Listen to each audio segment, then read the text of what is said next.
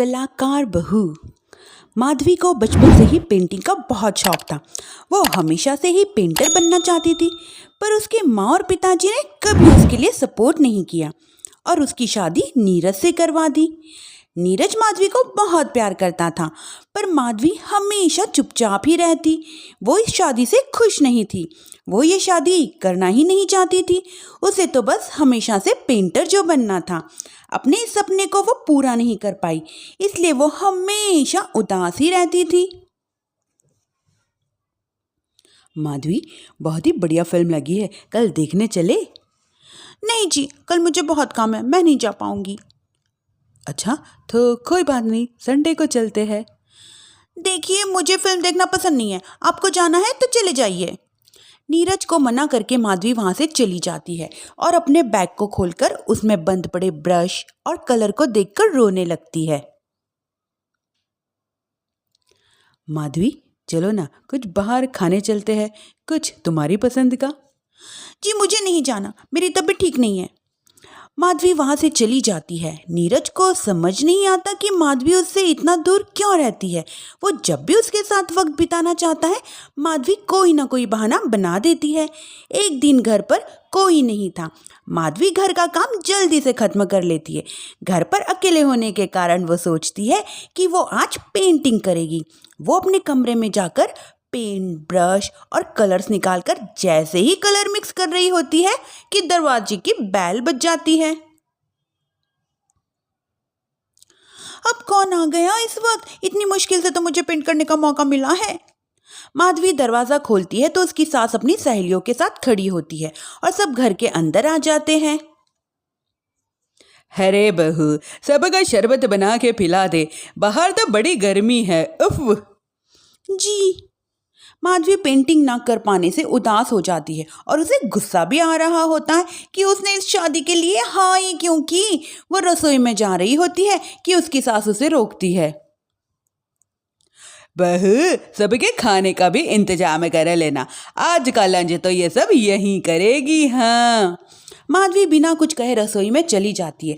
सबके लिए खाना बनाती है। सब खाना खाते हैं और माधवी घड़ी देखती है कि ये सब कब जाएंगी ताकि वो अपनी पेंटिंग कर सके। जब शाम हो जाती है तब सब चले जाते हैं अपने घर। अरे बहू, सब तेरे खाने की बहुत तारीफ कर रहे थे, सबको बहुत अच्छा लगा खाना। आपको मुझे सुबह बताना चाहिए था ना कि आपकी सहेलियां आ रही हैं। पता भी है कितना वक्त लगा सारा खाना बनाने में। अरे बहू, तू ऐसे कैसे बात कर रही है मेरे से? तो और कैसे बात करूं? मैं इस घर की कोई नौकरानी नहीं हूं कि इतना काम करूंगी। माधवी अपने कमरे में जाकर दरवाजा बंद कर लेती है।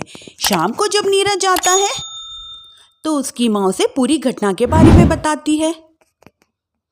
क्या माधवी ने इस तरह से बात की आपसे माँ? हाँ, और पता नहीं उसे क्या हो गया है, शाम से बाहर भी नहीं आई है। मैंने तो कई बार आवाज दी, खाना भी नहीं खाया उसने। तू ही बात करके देख ले बेटा। नीरज अपने कमरे का दरवाजा खटखटाता है। माधवी, दरवाजा खोलो, मैं हूं। माधवी दरवाजा खोलती है और फिर अपने बिस्तर पर लेट जाती है। माधवी, माँ से बात करने का ये क्या तरीका है? मैंने कोई गलत बात नहीं की है। अरे, तुम क्यों ऐसे बर्ताव कर रही हो हमारे साथ? क्या तुम इस शादी से खुश नहीं हो? माधवी कुछ नहीं बोलती। अरे बताओ मुझे माधवी, क्या ये शादी तुम्हारी मर्जी के खिलाफ हुई है? हाँ, मैं ये शादी कभी नहीं करना चाहती थी। तुमसे क्या, मैं किसी से भी शादी नहीं करना चाहती थी।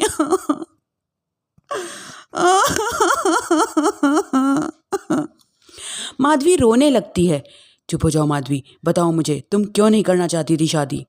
माधवी बैठ के नीचे से अपने पेंटिंग ब्रश और पेपर्स निकालती है। इतने में उसकी सास भी कमरे में आ जाती है। ये देख रहे हो, ये थे मेरे सपने। मैं पेंटर बनना चाहती थी, पर माँ पापा ने कभी सपोर्ट नहीं किया और मेरी शादी करा दी।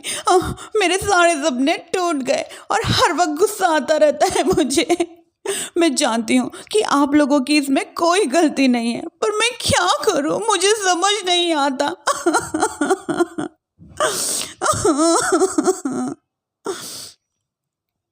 माधवी फूट फूट कर रोने लगती है। मुझे माफ कर दीजिए, हम दोनों के साथ मैं बहुत बुरा बर्ताव कर रही हूँ। अरे माधवी बेटा, चुप हो जाओ तुम। नीरज पानी लेकर आता है। ये लो पानी पियो और शांत हो जाओ। माधवी पानी पी रही होती है और उसकी सास उसकी पेंटिंग देख रही होती है। अरे नीरज, हमें तो पता ही नहीं था कि हमारी बहू कलाकार है। अरे कितनी अच्छी पेंटिंग्स बनाई है, देखो तो, ये वाली तो मैं अपने कमरे में ले जाऊंगी। आपको ये पेंटिंग्स अच्छी लगी? अच्छी नहीं, बहुत अच्छी लगी। तुमने पहले हमें बताया क्यों नहीं? तुम जब चाहे पेंटिंग्स कर सकती हो। माधवी, हम तुम्हारे सपने को पूरा करने में तुम्हारा पूरा साथ देंगे। हाँ बेटा, हम कला की कद्र करते हैं। हम कलाकार तो नहीं, पर मुझे गर्व है, मेरी बहू एक कलाकार है। माधवी, नीरज और सास तीनों हंस पड़ते हैं।